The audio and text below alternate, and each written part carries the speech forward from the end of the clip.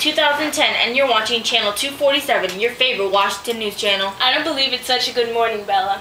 Today is the 30th year anniversary since the infamous eruption of Mount St. Helens on May 18th, 1980. Yes, today we must go back 30 years and remember the horrifying damages that occurred here in our beloved state, Washington. At exactly 8:32 a.m., an earthquake caused the entire weakened north face of Mount St. Helens to slide away, exposing 3 molten rock. Because of this, the rock exploded into a steaming hot mix of lava and older rock that avalanched down the north face and into Spirit Lake. This tragic explosion left traces of ashes along 11 states and transformed hundreds of square miles into wastelands. The government spent close to $2.74 billion in damages such as timber, civil works, and agricultural losses.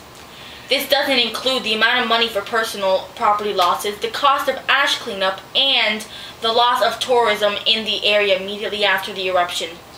This eruption also scarred the beautiful face of Mount St. Helens, and it had transformed its cone-shaped structure into a massive crater that formed on the north side. The mountain's height reduced to almost 1,300 feet after the eruption. Not only did the destruction of the volcano's eruption affect its appearance, but it also destroyed 200 homes, 47 bridges, 15 miles of railways, and 185 miles of highway. 57 people were killed, and of these, 21 bodies were never found. Thanks to all the new technology of sensors that were placed at the top of the mountain's peak, scientists have been able to keep track of the recent activity inside the volcano.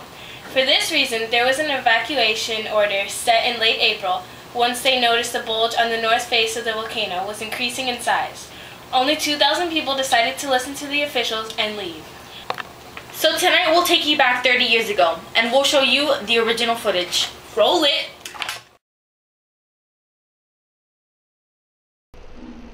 Viewer discretion is advised.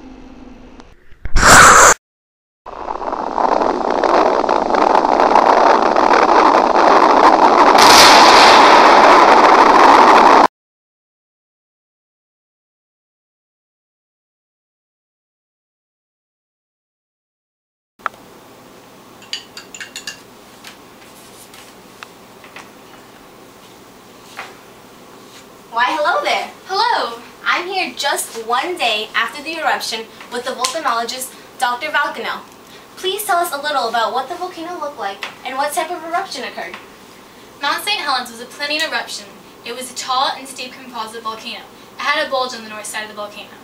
Now, Doctor, tell us about this experiment you have here. This here is a sample of composite volcano lava. In St. Helens sample, the lava is sticky and pasty. This means that it is high in silica and moves slowly, but very dangerously. While in the shield volcano, the lava is the complete opposite, thin and quickly moving. Interesting. Now please explain to us what are some clues that can hint us on whether a volcano is going to erupt. And please give us a highlight of what clues were handed out to us before the disastrous eruption. Well, there are many things that can be hinted and make you aware. You just have to know what you're looking for. During this eruption, we had 2 months worth of earthquakes and steam explosions originating from the top of the volcano. Now tell us, what else can we watch out for? The volcano will also emit gases before, during, and after the eruption, especially of sulfur dioxide, which creates a stench of rotten eggs, and mixing it with water will create acid rain, which is exactly what occurred. And what about water and hot springs? Well, the magma that rises near the hot springs brings the water to such an extreme heat that it can literally boil you alive. Mount St. Helens fumaroles went up to temperatures as high as 190 degrees Fahrenheit. Oh wow, that was riveting. Thank you, Doctor. Hopefully we'll talk to you soon.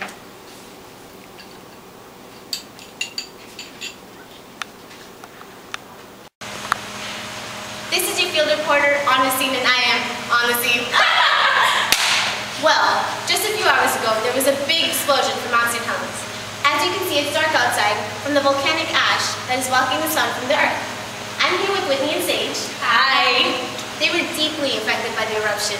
Now tell us, why did you guys evacuate? Well, we don't know. But we were walking to our lake, right? And then we didn't notice anything weird, except the air was really bad smelling, right? Like rotten eggs. Yeah, we were just whatever.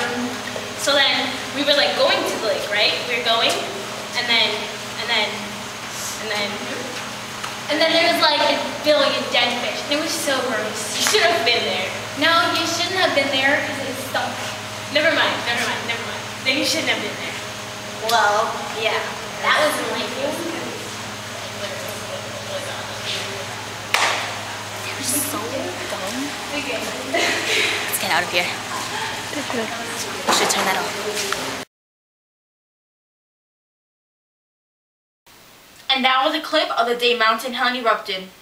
As part of the 30th year anniversary, we have two special guests. One was here with On the Scene, our field reporter from exactly 30 years ago, giving us the volcanic update, Dr. Volcano. Good morning, Gabby. Good morning, Bella. Good morning. And the other is visiting our station for the very first time, Miss Ekala G. Good morning. Good morning. Okay, everyone, we're going to start with Doctor. We have a few questions from our viewers. The first one is, how has the awareness of volcanic eruptions improved since the famous 1980 eruption? The awareness has remained the same. We must keep our eyes open and alert for any signs of smoke, distinct smells in the water, deformation of surrounding land, such as height increases, increased tremors, and earthquake activity, and an increase in volcanic gases. Interesting. And technology? How has that improved? Well, we have had some major improvements on volcano eruptions, and we are now able to detect when an eruption will occur, and still have a good amount of time to evacuate all the people nearby. So tell us, Doctor, what's some of the new technology that's out? A very popular and useful mechanism is called the tilt meter. It is placed on the slope of a volcano, and a small container filled with fluid measures how much the tilt of the slope changes. The tilt meter is hooked up to computers that show volcanologists how much and in what direction the slope of the volcano is changing. We also have seismometers and atmospheric pressure sensors that alert us when an eruption has occurred. Weather radar confirmed the presence of an ash cloud extended more than 11 miles above sea level. Well, thank you, Doctor. And now we're moving on to Miss Ekala G. Now tell us, what was the recovery process for the plants in the areas? It has been discovered that plants, after 1 year, have finally broken the surface, just as we have predicted. And the habitats, how has that been affected? As expected, much life was extinguished, but amazingly many areas were not dead. Then within weeks, exotic mammals started meandering through the devastation.